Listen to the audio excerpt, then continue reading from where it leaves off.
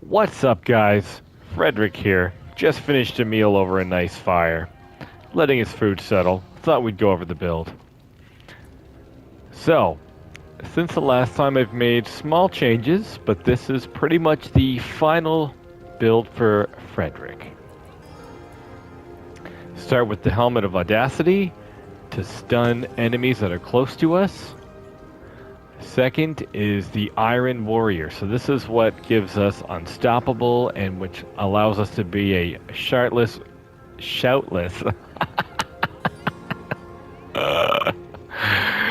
Oh, shit.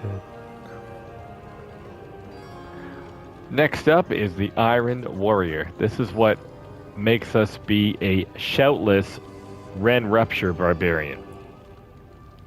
Gloves of the Expectant.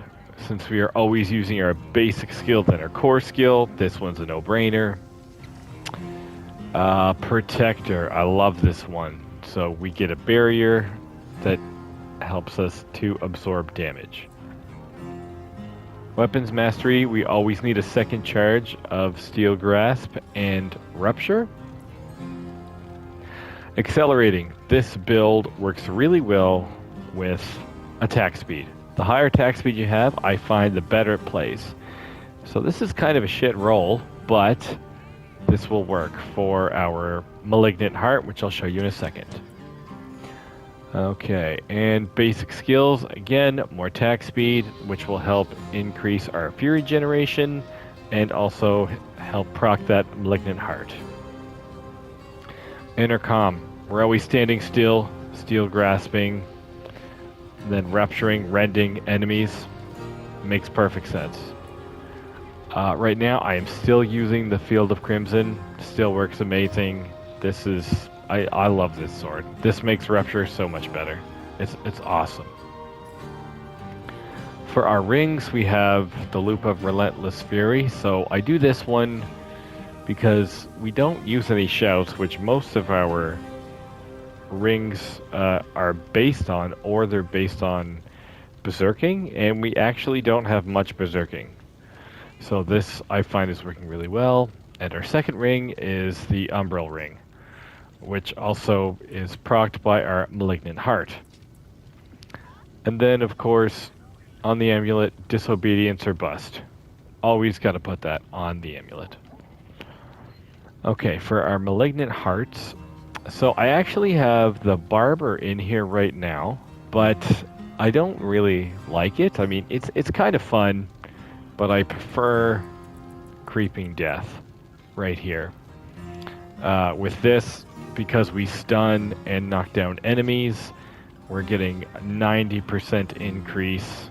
That's a times 90%. So I think this one's amazing, honestly. When we rupture and bleed enemies. So, and our bleed is our rend and our flay, which is damage over time. So this is always working. Our next heart is a defensive heart, the brutal heart. Forget what it's called, but it's when our defensive skills make us take 20% less damage. So this is similar to the might aspect for 20% for 6 seconds. This is a flat 20% all the time. And then when we use our Iron Skin, it explodes for damage. Pretty awesome. And our Devious Heart here, I think it's called Punishing Speed. We have a 34% chance to knock down enemies for 1.5 seconds when our attack speed is higher than 20%. And our attack speed is almost always higher than 20%. So our basic skill is clearly higher than 20%. And our actual base speed is super close. Where is it here? Attack speed, 18. So I'm going to try to get that up, obviously, 2 more percent so I can have that proc all the time. But also with our critical strikes doing our 36% faster for attack speed, it also procs on our critical strikes. For some reason, if you don't want to use this defensive heart, another good one you could put in is the Calculated, so you could stun enemies again. For expertise, we use two-handed mace. And we'll go over the build really quickly. So we take Flay, Enhanced Flay with Battle Flay. I have 4 points in there because any damage, bleed damage is good. Max out your Rend with Enhanced Rend and Furious Rend. Still take the Endless Fury because we're only using a two-hander. Down here, Imposing Presence for more life. Our Iron Skin, Enhanced Skin, and I like to use the tactical one so that when we actually pop it, we are gaining life. Down here, we don't actually take anything brawling because we just don't need to. Okay, Weapon Mastery. So, Pit Fighter's a no-brainer for all barbarians. Slaying Strike works pretty good. I don't know if I actually need that right now with the Creeping Death, but I still have it on. And the No Mercy is still really good because we are always stunning and knocking down enemies, which gives us a 9% more to our critical strike chance.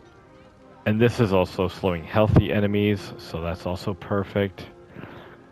And we take 3 ranks to cut to the bone for vulnerability. So our Rupture, I have a couple points in Rupture, only 2 actually, because the weapon gives us a 6. And then I have 1 from my amulet. And then Enhanced Rupture, and we take Warrior's Rupture so that we always have our attack speed higher than that 20%. This way we can even proc that knockback effect without critical hits. Steel Grasp, I put some more points in this to get the cooldown down. And I have Vulnerable for the Enhanced.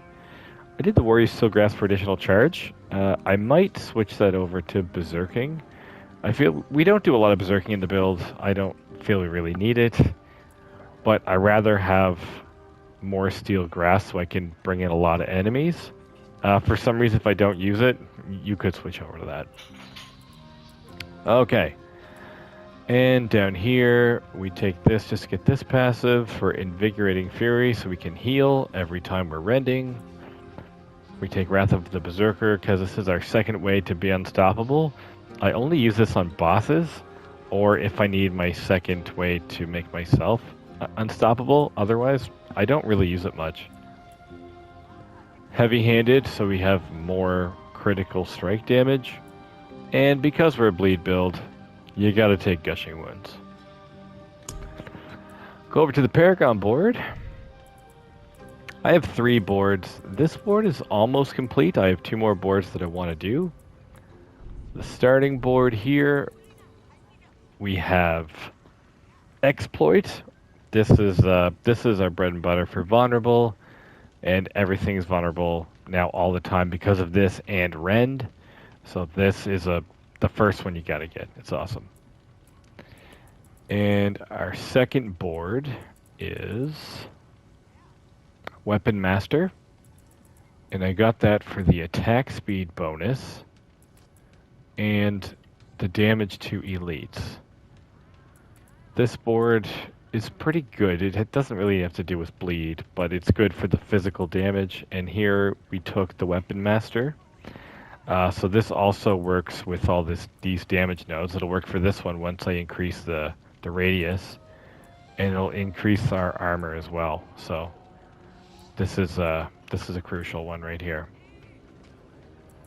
Our next board, this board we're going to spend a lot of time in. I put Disembowel in, and it's Decimator. So this is going to give us some more vulnerable damage. So we have all our vulnerable damage nodes here. Some more down here. So I'm going to get these next, actually. And then I'm going to go up here and get these ones up here. Because our build is all about being vulnerable, damage over time, and critical strike. And then I'm going to path up to do 2 more boards. The glyphs I'm going to use on my other two boards is Wrath. Wrath is it's always a crucial one. And I haven't decided between Bloodfeeder, Might, or Territorial for my last board. I would say go with Territorial if I needed more damage reduction. But I'm leaning more towards Bloodfeeder just to have more critical strike, because why not? More critical strike equals more attack speed, equals more knockdown, and more enemies that are bleeding. Yeah, the next board I'm going to pick is going to be Hemorrhage, and in that board I will put in Wrath, and then the last board will be Blood Rage, which will either fit Bloodfeeder, Might, or Territorial. Anyway, that's what Frederick is up to lately. Hope you enjoy the build. Try it out for yourself. If you have any comments, let me know. And we'll see you in the next one. PlayStation